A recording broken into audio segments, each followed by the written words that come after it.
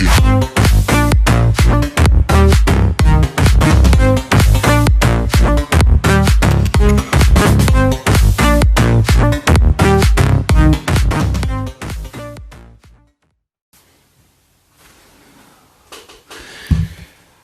it, guys? Welcome to here with me, Clinton John. Thanks for joining me once again. This week has been an interesting week, you know, with regards to sport.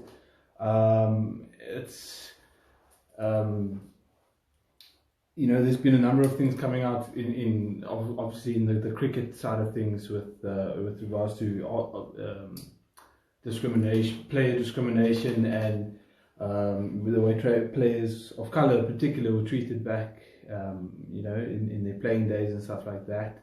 There's obviously the PSL that's starting tomorrow. There's been some developments around the rugby side of things. Yeah, guys, so the whole point of what I do here is I'm trying to create a fan channel that we can all come together and converse. Hopefully we can get guys joining us live so that we can chat, we can talk, you know, get your comments in. I'd love to hear from you guys. You know, obviously, you know, that's the whole point of what I'm trying to do here behind the fan channel. Without further ado, let me get straight into things. Also, guys, don't forget to like, if you're watching on YouTube, don't forget to like this video, don't forget to subscribe if you're new, as well as hit that notification button to get all the latest from the Wild Protea. So straight into things, there was a meeting held with 40 former players and coaches this week.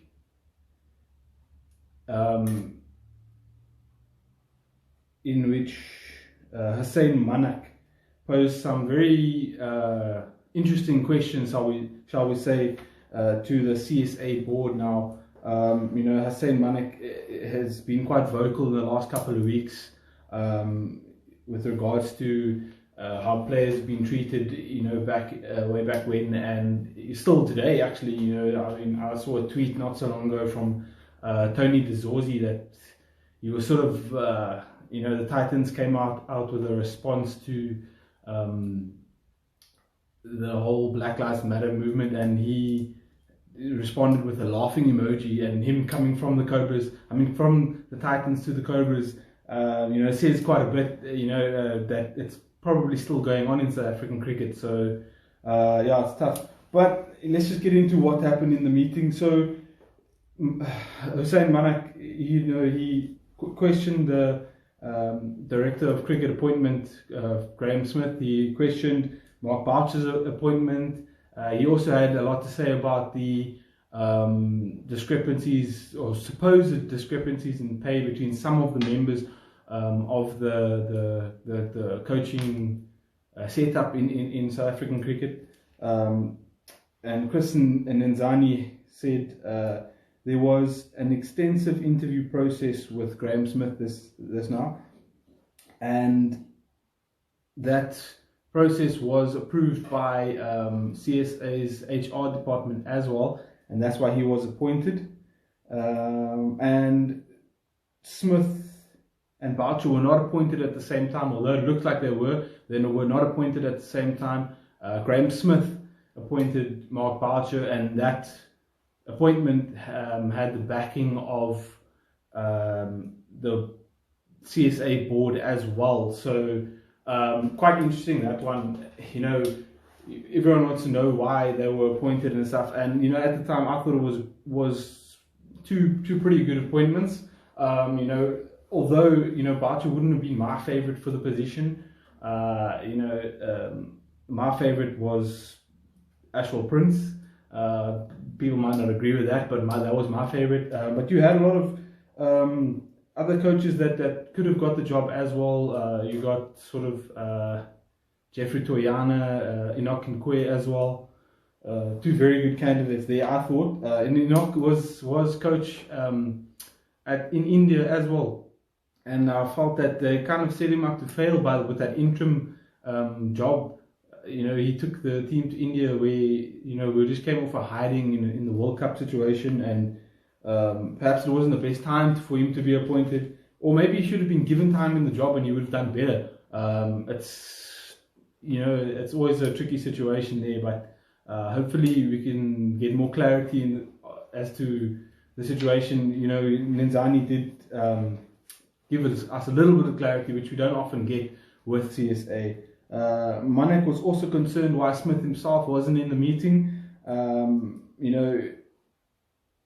It's if the director of cricket isn't in the meeting, it sort of looks like they're not interested.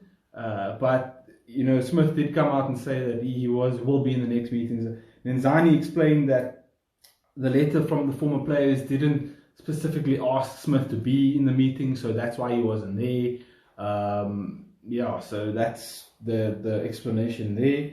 And then there was no comment on the discrepancies in payment for some of the staff members in the setup of in the Protea setup, should I say? And obviously they want to get air their grievances with the CSA board, and Nenzani explained that this is Chris Nenzani, I forget now. I apologize. Anyway, this is Chris Nenzani, and he explained that there will the ombudsman. If you've seen my videos recently, my podcast recently, the ombudsman will hear complaints from players, former players, and current players as well. There will be investigations and there will be resolutions to these grievances.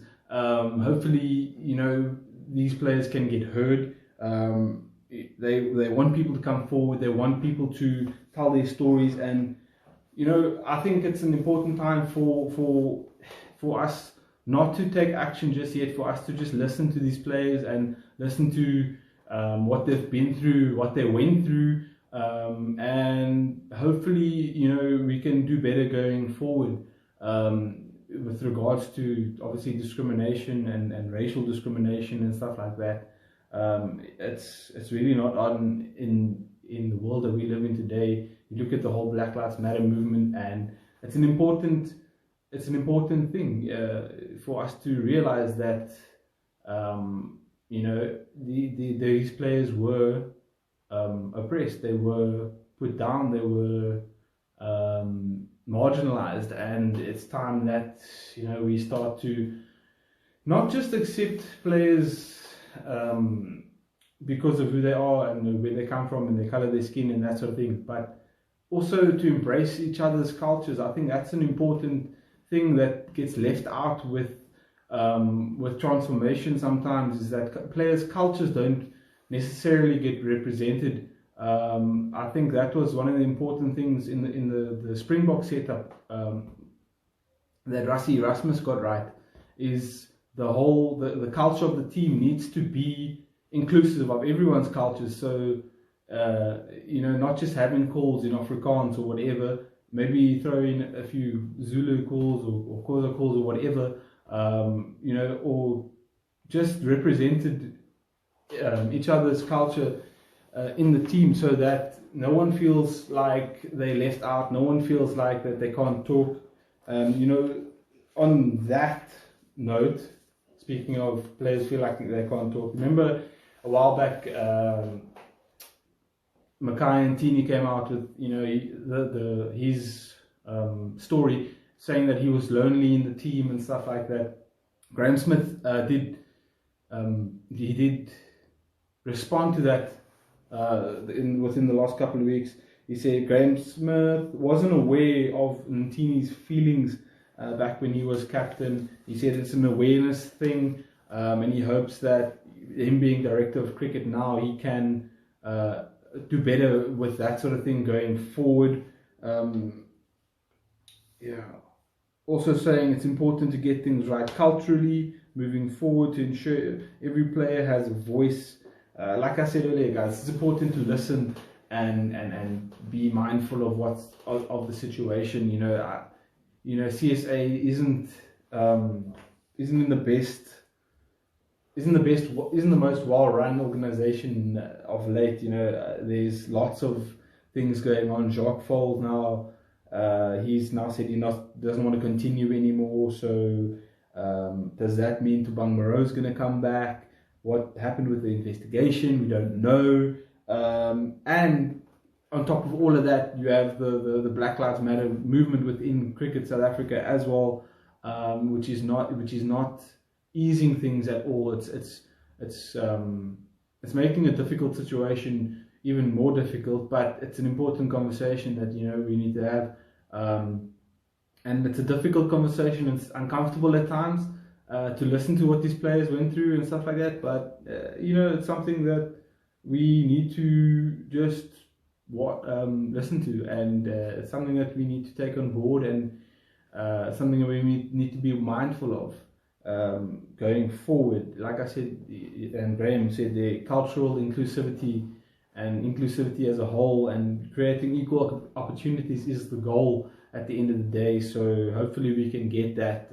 Guys, if anyone wants to join me live, just send me a shout out and we can do that. Otherwise, get commenting. I want to hear from you guys. So that's pretty much that on the cricket front. And then I just want to respond to a question that was asked last week by Keenan Mitchell. He asked me club cricket, what would I change or something like that in club cricket, or how would I make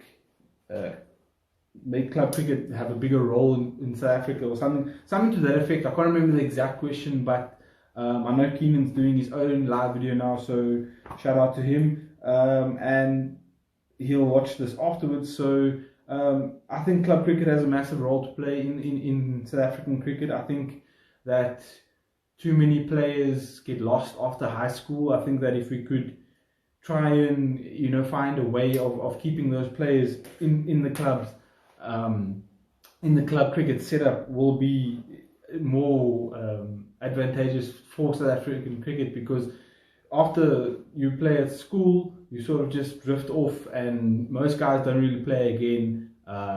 Or if clubs had a sort of under 19, under 20, sort of maybe under 23 team that they could play in as well. I think it's a bit daunting sometimes. I mean, I remember when I first started playing club cricket at the age of 16 at Cape Town.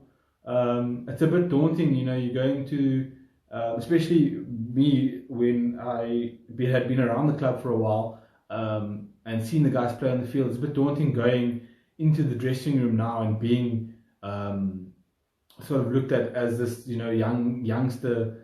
It's a tough thing, but maybe if we had like under 23 teams and stuff like that, it would work out. I also think that in every province we have these academy teams that play against other academies around the provincial setup. And while I like that idea, I sort of would like to have those players playing club cricket as well, maybe in their own team. So you have the academy team play at club level, because there's a lot of club guys that have a lot of experience that have played for South Africa, for the Cobras, for played provincial cricket for a long time, and that can add value and that can help these players. So I think maybe that's something they could look at as well, having the academy team play in the within the club league setup somehow. I don't know how it would work out, but that's one idea we could go for. Also, maybe having these fringe players, make them join clubs, but maybe try and make them not join like the same club. I remember United a couple of years ago had I think it was 4 or 5 Cobras players in their team. So every second week, they basically their second team was playing for their first team, and then the Cobras would come back next week, and then you're basically playing against the Cobras the week after that. So, or the amateur team or something like that. So I remember Dane Patterson was in the side, and a few others. I can't remember now off the top of my head, but yeah, it was that needs to be looked at.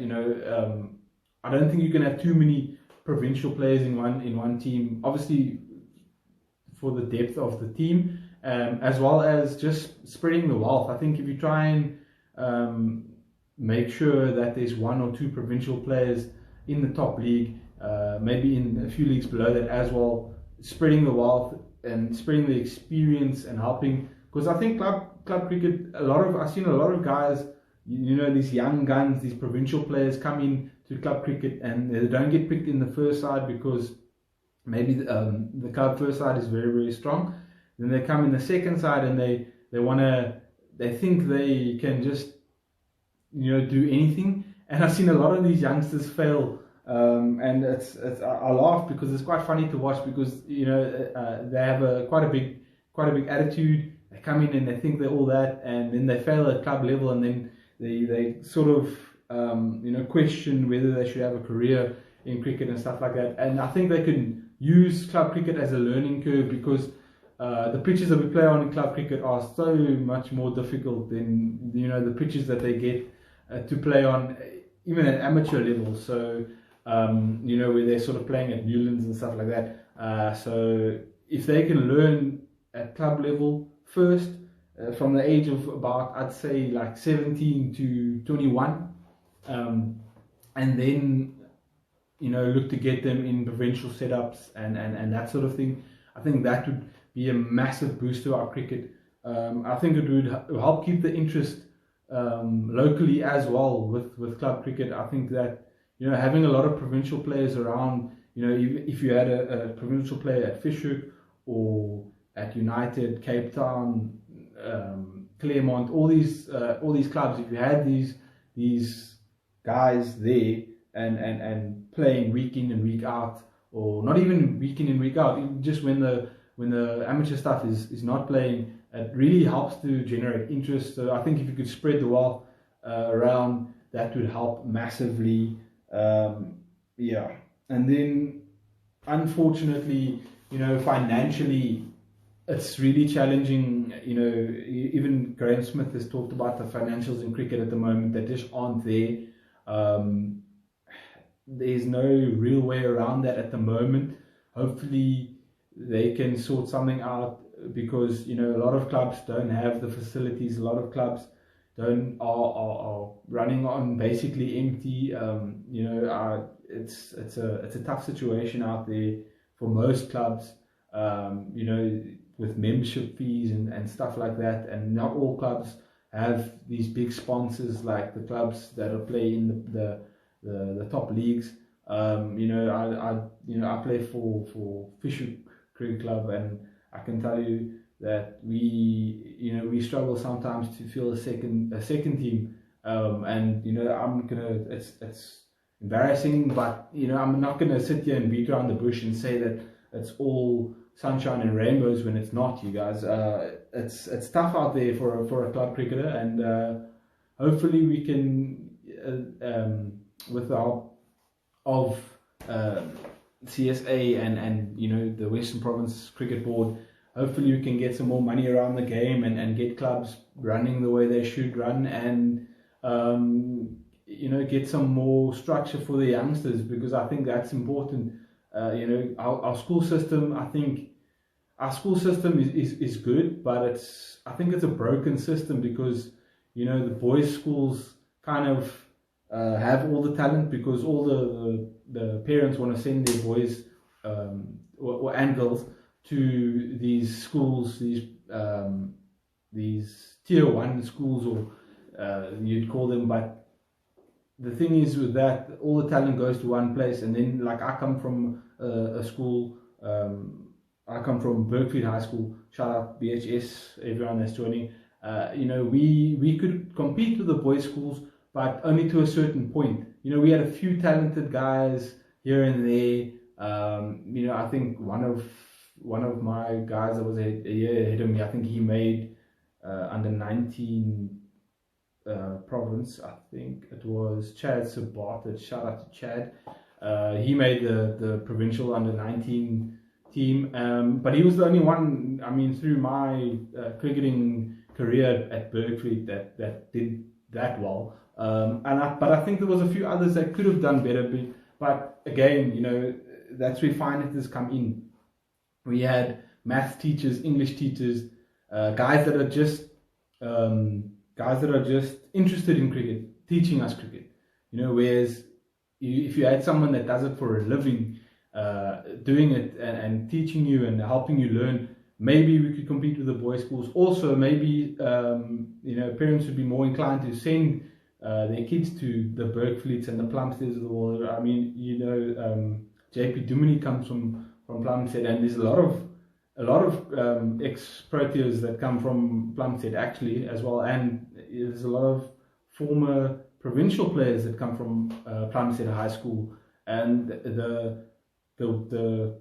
their fall from grace was, I mean, massive, because now I'm not too sure now, but when I was at Berkeley, you know, Plumstead wasn't a very strong cricketing school. I don't know how strong they are now. I don't know how strong Berkeley is now, to be honest.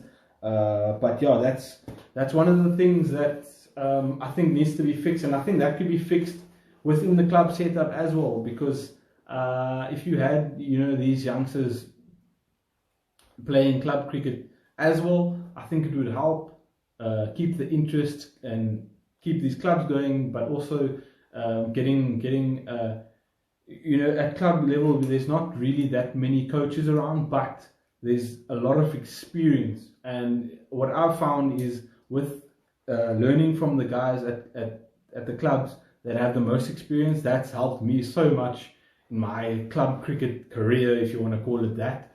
You know, learning different techniques and watching them play and you know, learning. I mean, I was at Cape Town for a long time.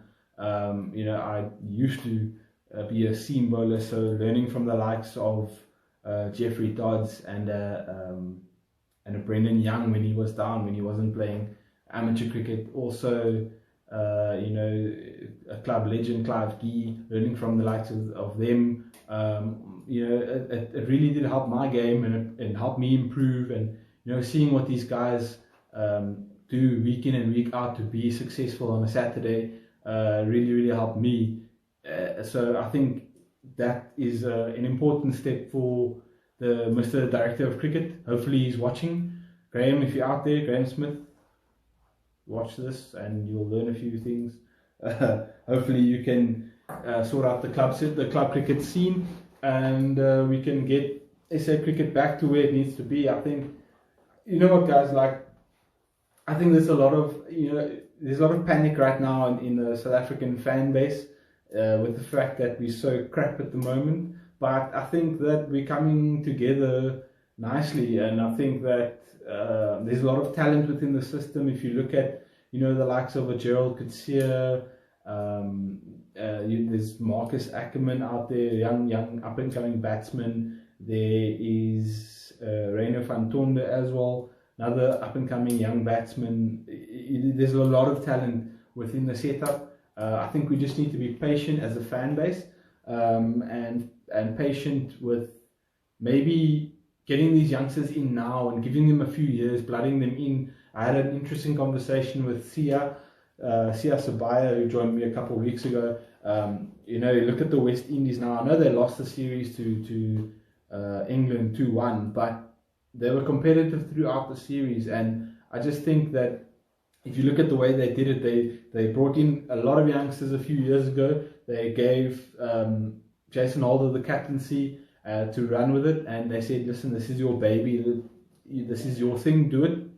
And he ran with it, and look at them now. They up and coming, and I think they will be a huge factor in the test arena for the next few years at least. So that's, I think, the way that we need to approach it as well. Get these youngsters in now, get the Calver Rains, the Wandile Mkwetus, get them in, get them experience, get them game time, and I assure you that in a few years' time we'll be back to #1 in the world, and all this fretting over, You know, are we going to be competitive? Or, you know, is South African cricket dead? It'll all be over and we can all wake up from the bad nightmare. Yeah, that is pretty much all I have for you guys today. Thanks for all the comments, guys. I really appreciate it. Jokes. But yeah, guys, every week I'm trying to do a challenge. And so this week I did a 100 tap challenge. So if you don't know what that is, I took my cricket bat, ball, and I tapped my ball. I didn't tap my balls, so I did not do that. I used the edge of my cricket bat to tap the cricket ball 100 times. And if you want to view that, that is up on the YouTube channel, the Fair Digest YouTube channel. You can go check that out.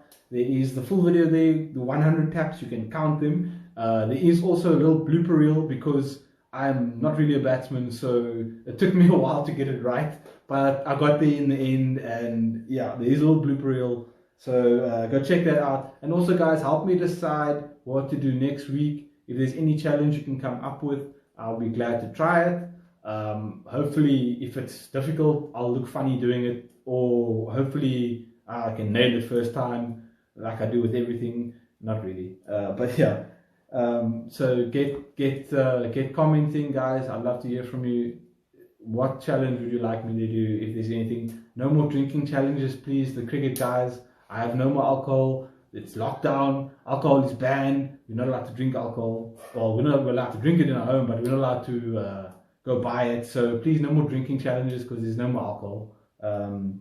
Yeah, so that is everything. Again, if you are new, guys, like this video, subscribe if you're new, hit that notification to get all the latest from the Wild Protea. I'll be back again next week, so join me then. Thank you to everyone who joined live, and I'll see you next week. Cheers.